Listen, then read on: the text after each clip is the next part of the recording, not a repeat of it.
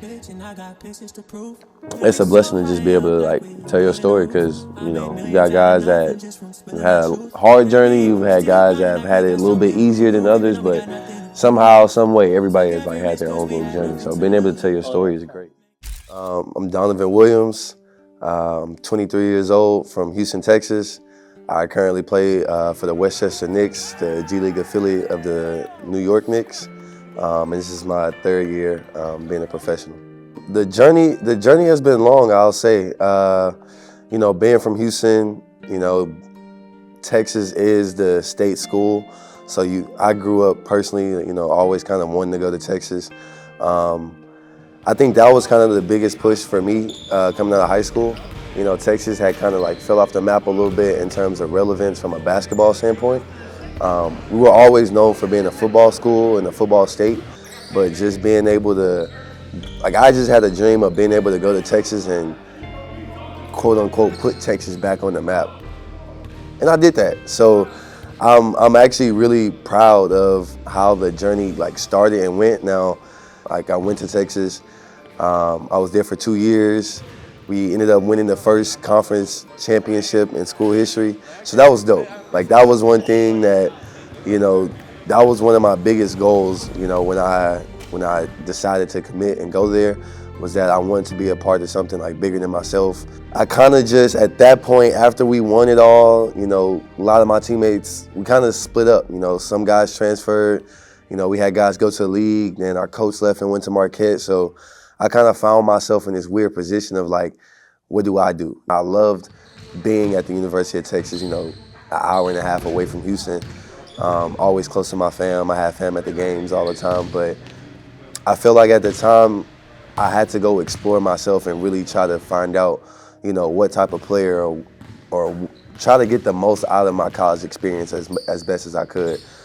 The opportunity to go to UNLV came along, and they were kind of in a similar situation. They had a bunch of guys transfer, new coaching staff coming in. They had 3 guys from the previous year returning. So, you know, everything was kind of wide open. So, and that's actually for me, like, that was perfect. Like, I've always kind of been that. I've never shied away from a challenge. Like, I have this saying, like, if there's food on the table and we got to fight for it, I don't mind fighting for it. Played well up until like midway through conference. I think up until that first half of the season, like, I was up for like Mountain West Player of the Year. You know, I was tops in all these different categories, and then I ended up getting hurt, hyperextending my knee literally midway through. But I feel like I learned a lot, so I wanted to just put my name into the draft and kind of see where I stacked up against the rest of the country. And I kind of surprised myself. I was like, oh, I belong here just like they do. So I've never really had a dream of being a great college player. Like some people do. Some people want to go to college, they want to be an All-American, they want to win national championships, and they want to do all these things. I kind of never really had that. Like, since I can remember, I've always just wanted to be a pro. Like, my whole mindset, even when I was in high school, dating back, was that, you know, college is a stepping stone to where I want to go. So I think I look back at it now and, you know, maybe I didn't enjoy it as much as I could have or should have, but it got me to where I needed to be at. And, you know, from that point on, I entered the draft. And it's funny because not a lot of people know, but I didn't have to go and draft it. Go to the shower, go to the crib, eat and shower, and then chill. I don't do shit in the middle of the day, I ain't gonna lie. That midday traffic.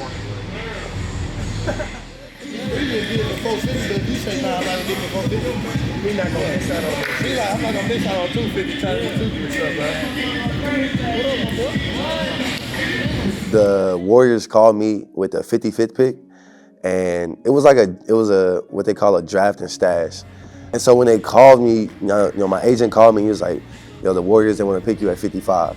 So when he called me, I was like, yeah, take it. But then he called me back and he was like, wait, before I call him and tell him, let me explain to you what a draft and stash is. You know, they're gonna draft you. You're probably not gonna have much of a chance to actually play with the Warriors. You'll probably end up just sticking in the G League the whole year. I was like, okay, well, I asked my sister because she had been a pro already.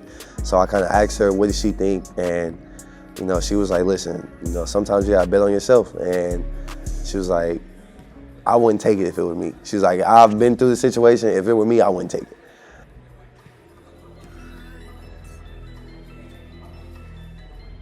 I ended up going undrafted, signing a deal with the Nets for that year. Was having a great season as a rookie. Didn't really know much, but just under like the professional game, the spacing of it, the speed of it, the pace of it, everything about the professional level kind of suited my game more than it did in college. So I ended up being a better pro than I was a college player. I think what the G League does is it prepares you for life as a professional without being a millionaire.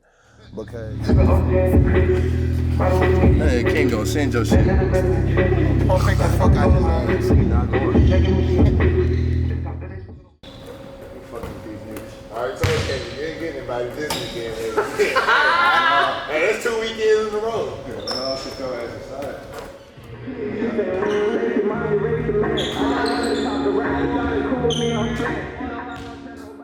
For me, being around guys like when I was on the two-way with Atlanta, right?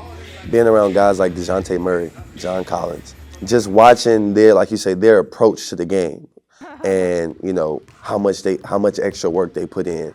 Being around vets like that helped me understand what type of leader or what type of player and you know just person that I wanted to be.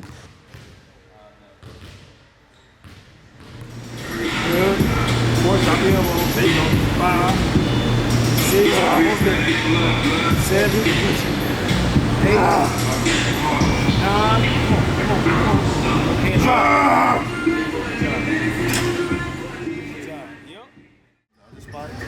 What? I have the pilot that I already had, the one from Canada. So after my last season, you know, I was playing with Santa Cruz Warriors. And so after the season was over, I ended up injuring my thumb. So I had to have surgery on my thumb. Like nobody really knew, but I had to have surgery on my thumb in April. I kind of had a decision whether I could kind of like stay home and train with my trainer by myself all summer, or you know I could go out to the CBL and still train, prepare while still getting a high level of competition and seeing where I'm at. I had a great time. Like I'll say like just the experience of being in Toronto. And at the NBA level, a lot of people know like, you know, it's politics here and there, whatever, but playing in the CBL and playing with Scarborough Shooting Stars, it was probably like the most fun I've had playing basketball in a really long time, just because of the atmosphere, like the games, the team, like, you know, it was just guys that wanted to play basketball and we wanted to win and we wanted to do it for, like, guys wanted to do it for Scarborough. I was like, I want to do it for Scarborough too. Like, I'm not even from Scarborough, but I had so much fun doing it. I met so many great people. And from a basketball standpoint, it helped me understand where I needed to get better at, especially for this season. Hey, come on. Let's go. Come on, let's go.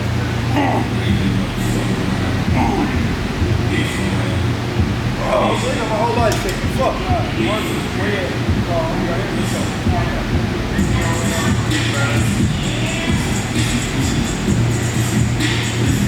And how you know an upper body inside of your legs shaking?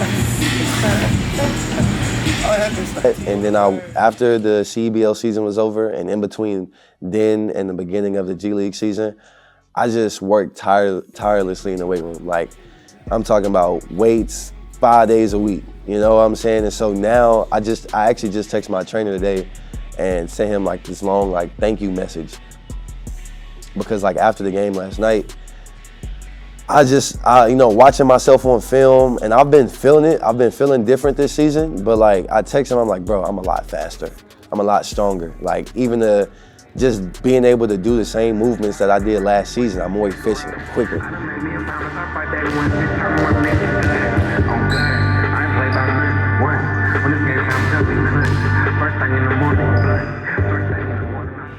I mean, my goals right now from a basketball standpoint, of course, right now I'm in the G League, so my number one goal is to get a call up. You know, a two-way standard deal is obviously the ultimate goal to where I can get on a team, you know, and be there for 2 to 3 years. Because up until really ever since high school, I've bounced around. You know, I went to University of Texas for 2 years, UNLV for 1 year, Long Island for half a season, Atlanta for the other half of the season. Then I was in Golden State for 1 year. Now I'm in New York for 1 year. So me personally, my biggest goal with this basketball game is I'm just looking for stability.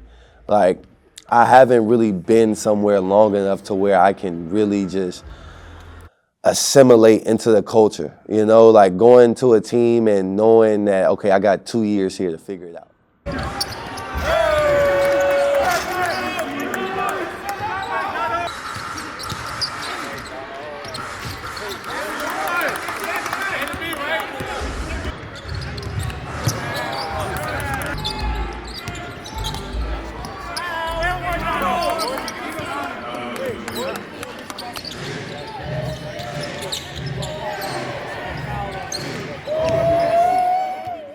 A game like last night, I look at that as a situation of where, you know, that's just me having fun playing the game. Like, no NBA team is calling you right now to go out there and score 40. Whether you can or whether you can't, that's not what they're calling you for. So my biggest thing right now is to just do the things that I know that the NBA teams are looking for. What do they want to see from me when I go out there and play the game? Because I don't want to just stay in the G League. Nobody wants to stay in the G League. But you go out there with the idea of, okay, what are they looking for from me? Okay, they want to see me rebound. They want to see me be a great defender. They want to see me push the ball in transition, and they want to see me knock down open shots. But the thing about it is, like, can you still be effective if you're not making shots? People always talk about maturing in the game and understanding and, you know, becoming more of a vet. What I've learned is how to be effective, whether the ball's going in that night or whether it's not. Because some guys, it's like, if the ball's not going in, they're not playable because they're not really doing much else outside of just scoring. And so for me, like, I'll take a game like tonight or last night where I had, you know, a great game, a career high, but also understand that that's not going to be a every night thing. Nobody's going to average 38, 40 a game. The one thing I would tell the league is that I'm ready. When I say I'm ready now, I mean I'm ready all the way. From a mental standpoint, physical standpoint, a spiritual standpoint, like I'm ready to be in the NBA. You know, the 3 years that I've spent, you know, in the G League, even like I said, the time that I've spent in Scarborough, everything has kind of shaped me and molded me. And I think, like you say, like people can kind of see how different I am now than I was my rookie season. The way I interact with my teammates, you know, like you say, like I've been through it all. And it's crazy because I'm only 23 and I've only been in the league 3 years, but I've been through so much so quickly in such a short amount of time that the one thing that I can say that I'm blessed with is that I learned from everything. Like, the situations that went well for me, I learned from them. The situations that didn't go well for me at all, I learned from them. My own decisions, my own choices, like everything has kind of led me up into this moment. So the same way I can sit here and speak to you with confidence, knowing that if an NBA team calls me right now, I'm ready. And that's the message that I don't think 2 years ago I would have been able to say that for real. I would have definitely said something like, oh, I'm coming for you, I'm this, I'm that, but, you know, it's funny because, you know, it's a saying that's very viral right now, but it does kind of apply here where it's like, I understand it now, I do.